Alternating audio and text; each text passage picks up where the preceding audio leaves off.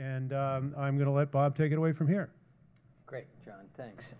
If I click this, it is going to give me the slides. I have said to a couple people that my head is still in Austin, Texas. I just came back from South by Southwest. Neil, who's going to join us here any second, was on a panel with me there. It was, as could only be appropriate in such a setting, I arrived and the taxi line stretched out of the airport. And we walk up across the street to the taxi line, and one of my PwC digital colleagues said, "No problem, let's go Uber."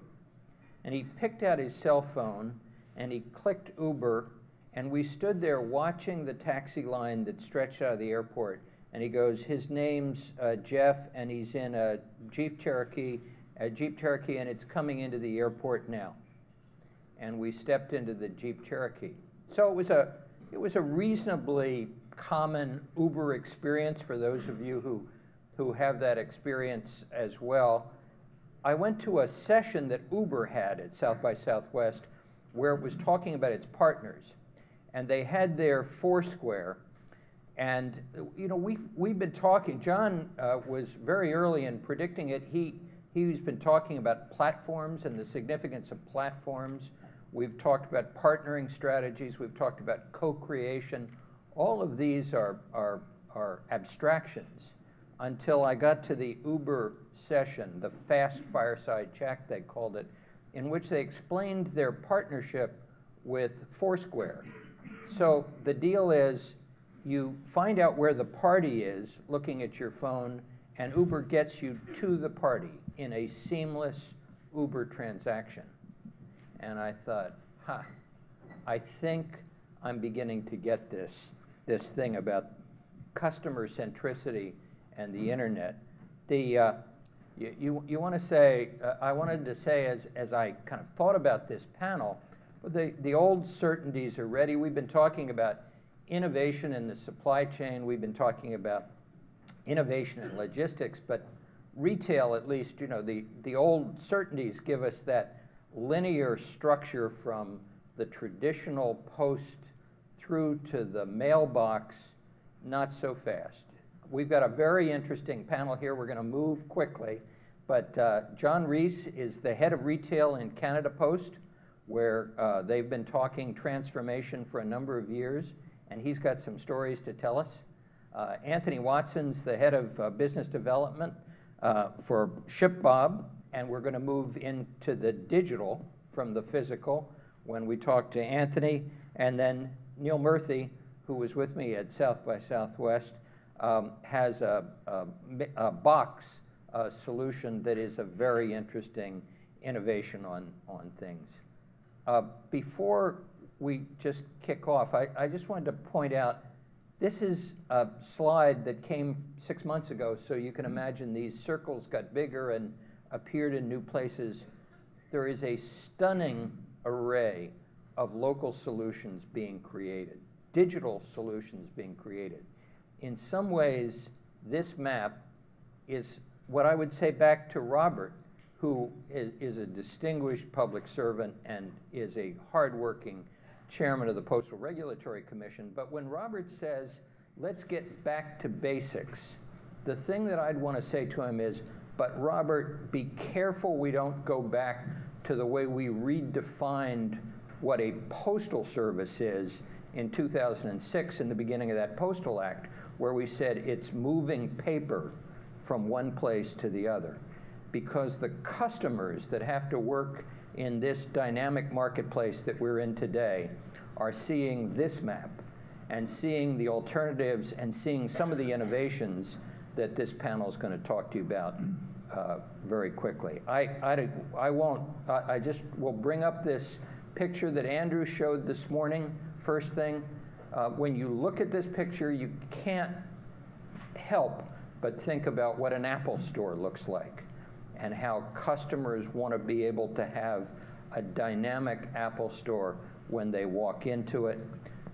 For another time, when we have more time, let's talk about connecting the dots and the implications of what we're talking about and what the implications are going to be for organizations. But we're short of time. We're running a little bit behind. What I think we need to do is go ahead and I'll try to stimulate a conversation here if we don't just naturally fall into one, and then I want to bring any of you who want to be part of this conversation into the conversation as well. So John Reis, please go ahead. Okay, thank you.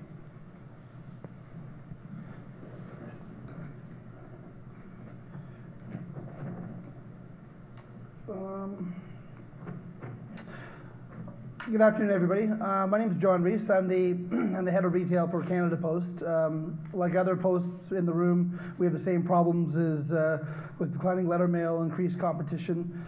Tried to move from a mail store to a parcel store, and we've been on a journey for some time. I think why I'm here today is we did something innovative for us last year. We did a concept store, which is kind of a B2Me store, which I'll spend most of my time talking about. That's when John got a hold of me last year. But for us, I'll just give you a little bit of background on who Canada is. I have 6,300 stores.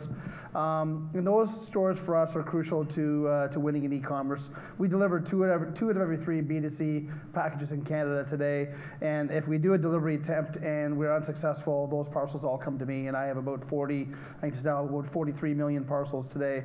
With these outlets, I generate about $1.2 billion combined. I have more outlets than McDonald's. If anybody knows, Tim Hortons, we have 3,600 Tim Hortons, but I have more stores than Walmart, Tim Hortons, Shoppers Drug Mart, everybody combined in Canada. So I have a lot of locations that we're managing. Again, like other postal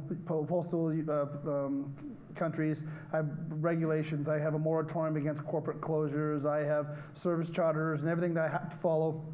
But within that, what we've been able to do is we have a franchise network. So with my corporate stores, I have franchises, which is one of the keys to e-commerce for us, because it allows us to be open on nights and weekends where we can do parcel delivery, and that gives us a real huge advantage today on some of our competitors. We know that our business is going to change. I won't spend too much time on this. Letter mail is going down. Our parcel business is exploding. We're trying to manage the 6-week peak period that we've got around Christmas, where we're getting more than we can even handle in my stores. The size of parcels are getting bigger. And again, there's lots of increased competition happening. We've got Penguin pickup centers and lots of places that are trying to do some of the delivery for us.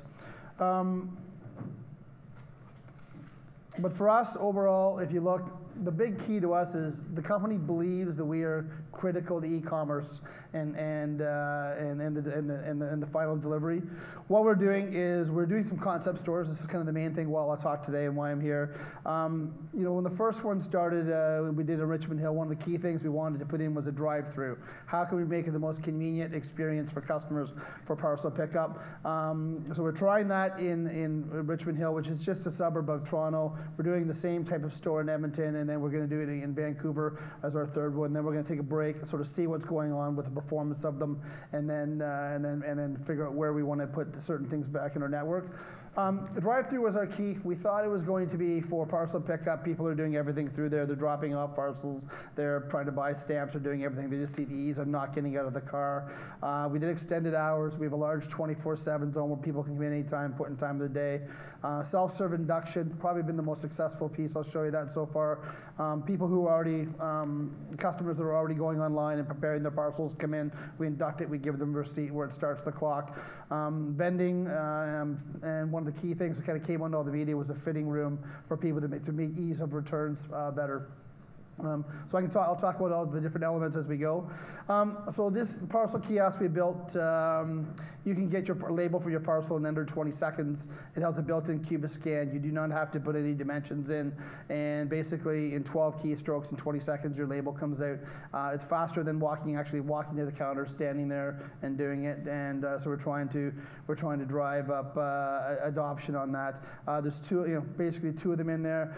Early findings are when I have lineups, like they get used a lot. When I don't have lineups, people still have it. They're heading up to the counter counter and using them. The induction box in the middle, so anyone who's using the kiosk is just moving over, scanning it, use the induction box.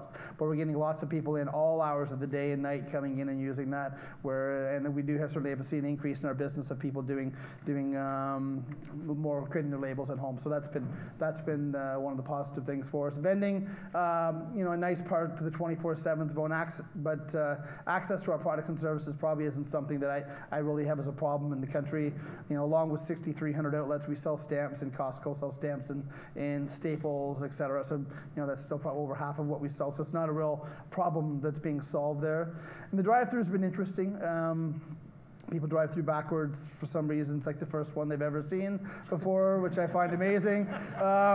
It's odd. This specific outlet was a former bank. We wanted to do this quickly. We did this project in about from idea to in market in about 6 to 8 months. That was building all the technology. That was securing funding for a company like us. That's a difficult thing to do in our process sometimes. So we had an existing building. We retrofitted the building, showcased the new brand, and put in all of the automation. So overall, our customers are very happy. They love the facility. They love the self-serve that we're putting in. The new branding. I have some pictures I'll kind of take through and show it to you. So overall, our customers like it. We think all the self-serve pieces are working phenomenally well. We've tried kiosks before, and we did them. I did them personally myself, and I did a horrible job of them. These ones we did a really good job. It's very easy. It's easy as using an iPad. And again, 20 seconds, 12 keystrokes, your label comes out. It's very easy. It's easy to induct the parcels. We put a fitting room in that is easy for people. If they get their parcel, they want to try it on, they can send it right back. But it's easy only for certain customers because the return process through some of the vendors isn't easy. You have to go and you have to get an authorization number, and you're not going to sit and try something on and wait for all that stuff. You're going to probably go home. So it is being used, probably not as much as we kind of thought it was going to, versus and not as much as some of the other pieces there. But it's been quite good also. So here's our 24/7 zone walk-in. Glass panel goes across, so it doesn't look, I don't know about, I haven't been in too many post offices around the world, but it doesn't look like any other post office that we've got. I'm sure it might not look like any other here. Walk-in, bright, tile, nice lights, very lit up, and we got our P.O. boxes with parcel lockers in there that are not automated today, but we have that in there. So we're getting a really good customer response from all this. You walk in, nine large digital screens, try to drive through some marketing messaging, different features and products that we have going out. The counters at the end, we make them more like pods, a little bit more like hotel or boutique-like, versus the big, what I call the moat used to be, which are a counter in front of people where our staff wouldn't possibly ever talk to people. This way, they actually, our unionized staff are actually coming out and showing people how to use the automation because there's access to come out. So I think as a small thing, probably one of the most successful things we've got. Just other sort of pictures of it going through there, and then sort of off right by the counter. There's the change room. So this got all the media. Really, when we launched this, how brilliant it is being used again. Like I said, somewhat again to really the Gap or Banana Republic, they have a return label right in their box. So people that ship with them, they are those types of companies are using it.